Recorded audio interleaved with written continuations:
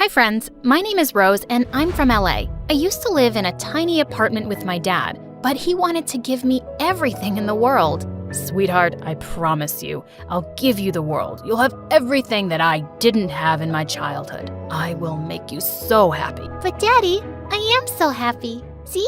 Dad fulfilled his promise and worked hard. He became one of the most successful businessmen in the country, and I couldn't be prouder. Dad loved spoiling me. He'd get me all the latest gadgets, collectible Barbies, and I even had a theme park inside our mansion. I had everything and lived the life of a princess. But there was just one thing missing: my mom. Ever since I was a little girl, I was so curious about my mom, and whenever I'd ask him about her, he'd tell me how it was her loss that she left us. On my 5th birthday, Dad threw us the most lavish party ever. He went totally overboard and had ponies and even had hot air balloons. I was having a wonderful time with my friends, but when I was in the jumping castle, a kid was being super pesky and would keep bumping into others. But when he pushed me, I pushed him back, and he ended up falling out of the jumping castle. In an instant, his mom came running and hugged him so tight. "Oh my God, my dear, are you hurt?" She then glared at me and said,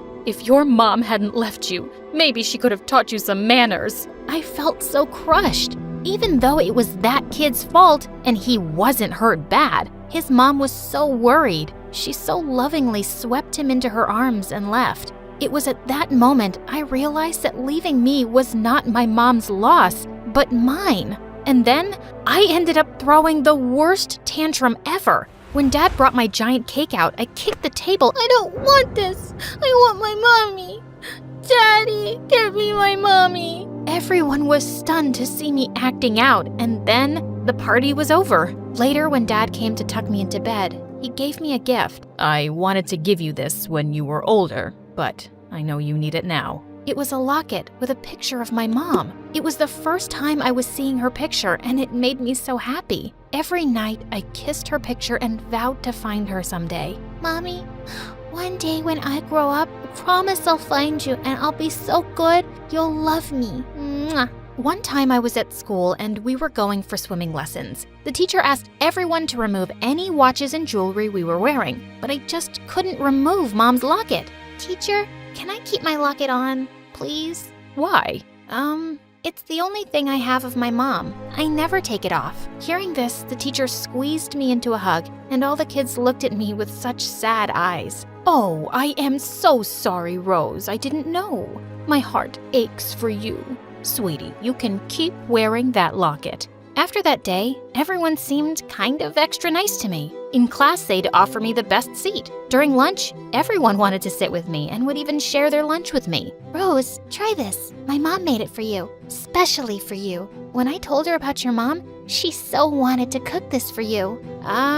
Okay, thanks a lot. Even in class, the teachers were extra sweet to me. One time we were having a test and I just coughed, and my teacher went all emotional on me, saying that I didn't need to take the test. Okay, that was awesome, because I wasn't prepared. With a smile, I left the class. But during lunchtime, Natalie came over to me. She was like the meanest girl in our school. Rose, don't you get sick of your sob story? Every time it's, "I don't have a mommy." Always taking sympathy from teachers and other kids. You're such a drama queen. No wonder your mommy ran away from you. God, her words made my blood boil, but it also hurt me so much. I felt I would start crying, but just then someone spoke. It was Oscar. He was the scholarship student at our school. "Come on, Natalie. You have your entire life to be a jerk. Why not take off today? Leave her alone." Natalie just rolled her eyes and checked her nails. You know, Oscar, you and Rose, you're both pretty much alike. She uses her mommy story, and you use your "oh, I'm so poor" story so people will have pity on you. So pathetic. That did it. I never wanted anyone's sympathy or pity. Without even thinking twice, I grabbed Natalie's hair and then she did too. We both were fighting like crazy. Later, we were taken to the principal's office. I was expecting to get detention, but she only punished Natalie, and that really pissed me off. Why didn't I get punishment? I also pulled her hair. "Rose, we know you're a good student. Natalie has had many complaints against her. It's time she faces the consequences of her actions. I am going to expel her." Whoa, I knew the principal was taking pity on me. I stormed out of the office, but was totally surprised to see how many kids gathered outside looking at me with gooey eyes. Is everything all right? Why are you guys looking at me so weirdly? Weirdly? Rose, it's pure adoration. You saved us. You're like the first girl to show Natalie her place. It was so cool. The look on her face, felt like a cherry on top of a cake. Okay, I sure wasn't expecting this. After that day, Oscar would follow me around everywhere. Not just Oscar, but so many other kids too. They treated me like some sort of leader, and I was in no way a leader. All the time I would be getting praises and compliments, and it was kind of getting on my nerves. Oh, Rose, your skin, it's so beautiful. Rose, can you teach me how you solve that math equation? I know you study smart instead of studying hard. I so want to be like you. Since I liked music, there was one time in art class, I was just humming a song when all of a sudden, Oscar put me in the spotlight. OMG, that was the sweetest voice I have ever heard. Come on, guys, let's hear it from Rose. No, zip it, Oscar. But then everyone started chanting my name like I was some pop star, even the teachers. Mustering all my courage, I sang, and everyone clapped so loud for me. Okay, that was weird, because I was just a normal singer. Nothing extraordinary, but everyone treated me as if I was something special. As if things couldn't get any weirder, my classmates chose me as the class president. The surprising thing was that I never participated. I didn't have any clue how to be a class president, but Oscar was there for me. Turned out he was a really nice guy and helped me every step of the way. Oscar and I became best friends. The guy was totally my support system, always there for me. When we were in high school, Oscar started working in a cafe as a barista, and I loved hanging out there. One time when I was at the cafe, Oscar made his signature coffee for me. But just then, I saw someone enter the cafe, and I dropped the cup. It was Mom. I could recognize her face in a million faces. She had 2 kids with her, and the moment Oscar saw her, he greeted her and called her Emily. I felt like my whole world was standing still. I came out of my stupor when I saw one of her kids run out of the shop, and that's when I bolted. Hey, stop! Stop! Get back in!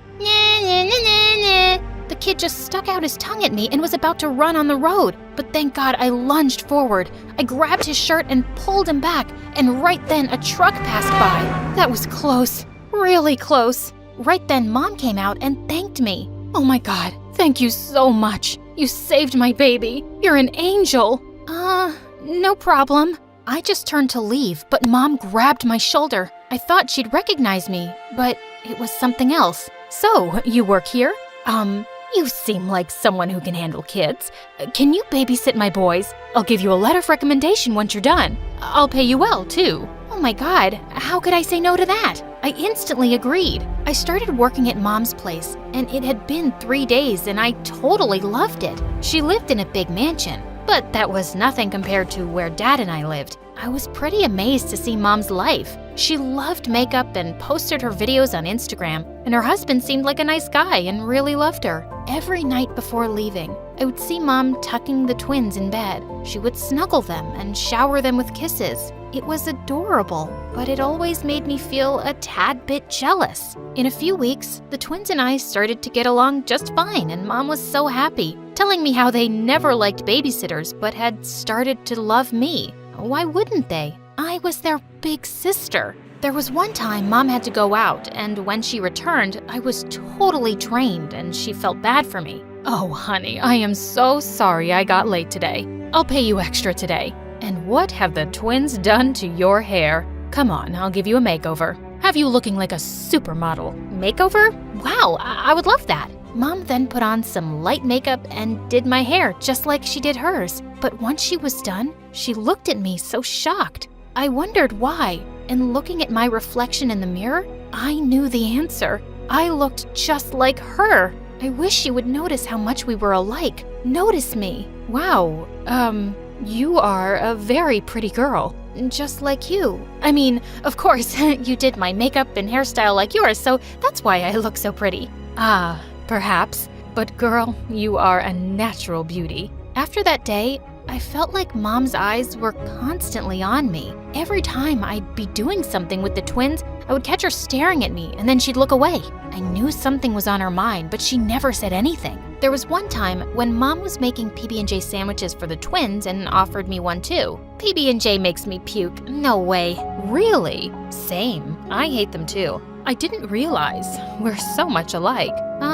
Yeah, perhaps. Mom looked at me for a few seconds and then blurted, "Rose, what's your father's name?" My heart started to beat so fast. Finally, she had realized who I was. But just as I opened my mouth, Mom's husband stepped in and kissed her, and I decided to talk to her later. But later that night, I heard noises from Mom's room. I was so worried and went upstairs, but what I heard broke my heart. Mom and her husband were arguing about Mom's first daughter, me. You're telling me this now? After all these years? You deceived me. I was so young when I had her, but now things are different. I know I made a mistake. Yes, a mistake. Mistakes are meant to be forgotten. Just forget her and focus on the now. Your family, your husband, and your boys. At that moment, I realized what I was doing. Mom was happy. She had the perfect life, the perfect family, the perfect husband, and I was ruining it, all for my own selfish reasons. I just ran out of the house,